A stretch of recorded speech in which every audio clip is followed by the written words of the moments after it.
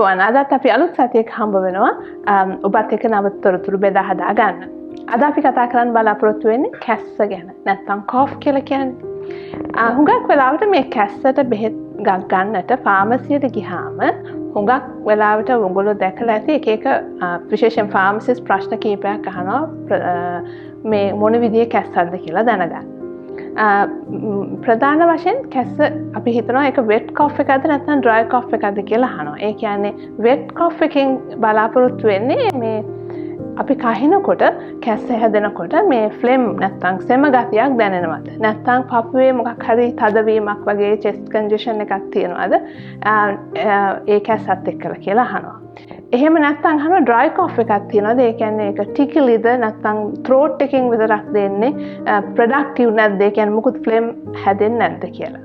ඉතින් මේ දෙක ගැන අහන්නේ මේ කෝෆ් එකට ට්‍රීට් කරනකොට කැස්සට බෙහෙතක් දෙනකොට මේ දෙවිදිහකට තමයි මේ බෙහෙත් වැඩ කරන්නේ. අනිත් එක තමයි දැන් කැස්සක් ඇති වෙලා අපි බෙහෙතක් ගන්න යනකොට මේ කැස්ස කොච්චර කල් තිබුණාද කියලා අහනවා. විශේෂයෙන්ම කල් ගිහිල්ලා තියෙන දෙයක් නම් ඒ කියන්නේ සති 4කට වැඩිය කාලයක් තිස්සේ තියෙන කැස්සක් නම් සාමාන්‍යයෙන් වෛද්‍යවරයෙක් හම්බෙන්න යන්න කියලා අපි කියනවා. මොකද ඒක කල් ගත වෙච්ච කැස්සක්. මොකද ඒකට හේතුවක් තියෙන්න පුළුවන්. ඒ හේතුව දැනගන්න වමනා නිසා අපි කෝෆ් සිරප් බොන එක කරාට ඒකම අපි කියනවා වෛද්‍යවරයෙක් හම්බෙන එක හොඳයි කියලා. මේ ප්‍රොඩක්ටිව් කෝෆ් එකක් නැත්නම් චෙස්ටි කෝෆ් එකක් තියෙන කෙනෙකුට අපි රෙකමන්ඩ් කරන්නේ අපි සාමාන්‍යයෙන් දෙන්නේ සෙම ගතිය නැත්නම් ඒක කැඩිලා නැත්නම් බ්‍රේක් වෙන්න පුළුවන් බෙහෙතක්. අපි ඒවට කියනවා මියුකලිටික්ස් කියලා නැත්නම් එක්ස්පෙක්ටරන්ස් කියලා. ඉතින් ඒකෙදි බලාපොරොත්තු වෙන්නේ මේ පිරීලා තියෙන සෙම ප්‍රමාණයක් තියෙනවා නම් ඒක බුරුල් වෙලා ඒක ඉවත් වෙලා යන්න ඒ බෙහෙත උදව් කරයි කියන එක. ඒ වගේම ඒක ඩ්‍රයි කෝෆ් එකක් නම් වියලි කැස්සක්. ඒ කියන්නේ වියලි කැස්සක් නම් ඒකෙදි බලාපොරොත්තු වෙන්නේ මේ කෝෆ් එක නවත්ත ගන්න. ඒ කියන්නේ දැන් කෝෆ් එක කියලා කියන්නේ කැස්ස කියලා කියන්නේ රිෆ්ලක්ස් එකක්. ඒ කියන්නේ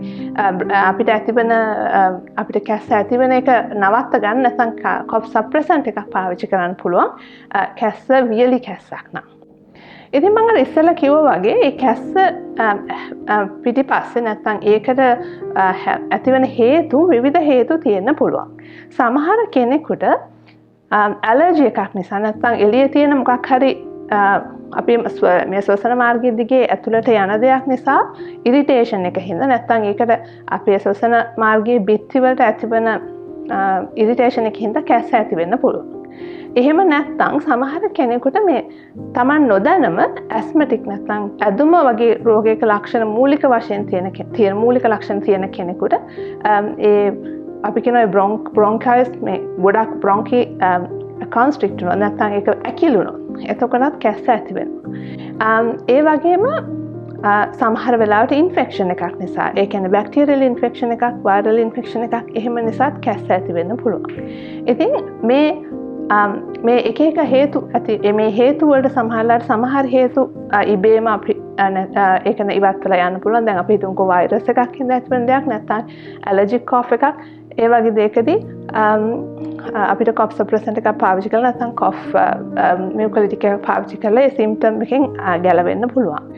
ඒ වුණාට ඒක කාලයක් තිස්සේ පවතිනවා නම් විශේෂයෙන්ම ප්‍රොඩක්ටිව් කෝෆ් එකක් කාලයක් තිස්සේ පවතිනවා නම් මම හිතන්නේ හොඳම විදිහ තමයි වෛද්‍යවරයෙක් හම්බෙන එක.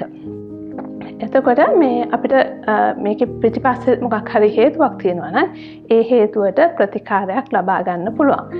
උදාහරණයක් හැටියට සමහර කෙනෙකුට නියුමෝනියා තියෙන්න පුළුවන් නැත්නම් වෙනත් බැක්ටීරියල් ඉන්ෆෙක්ෂන් එකක් තියෙන්න පුළුවන්. ඒ වගේ වෙලාවට ඇන්ටිබයොටික් එකක් පාවිච්චි කරන්න වෙනවා ඒ බැක්ටීරියා එකෙන් ගැලවෙන්න.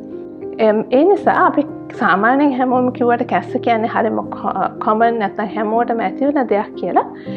සමහර වෙලාවල් වලදී අපිට ඒ ගැන ටිකක් තවදුරටත් හිතන්න වෙනවා. ඉතින් අද අපි කතා කරේ මේ කැස්ස කොයි විදිහටද බෙදෙන්නේ, ඇයි මේ කැස්ස ඇති වෙන්නේ කියලා, ඒ වගේම ඒකට පාවිච්චි කරන්න පුළුවන් ප්‍රතිකාර මොනවද කියලා. ලබන සතියේ අපි මේ වගේම තව වැඩසටහනකින් හම්බ වෙමු. SLTV නිෂ්පාදනයක්